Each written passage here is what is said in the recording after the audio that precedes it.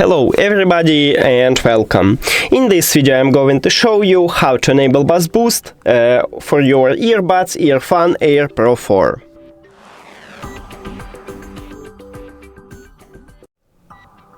You have to start by open EARFUN application and now click on your earbuds here. Then scroll down just a bit, you need to find EARFUN equalizer. It's a third line here. Now tap on it.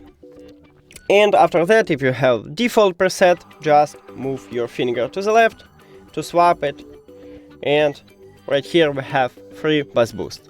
So I recommend it to try all of them. What will be the best one for you? Because I don't know. I guess third one it's the best one for me, but it's up to you.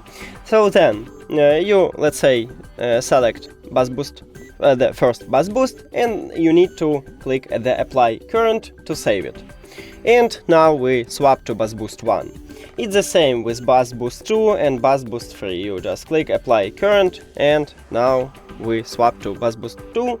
And if you go back, and right here we can see that what equalizer mode we selected.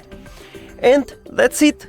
Thank you for watching this video. If you found it helpful, please consider subscribing to the channel and leave the like on the video. See you later!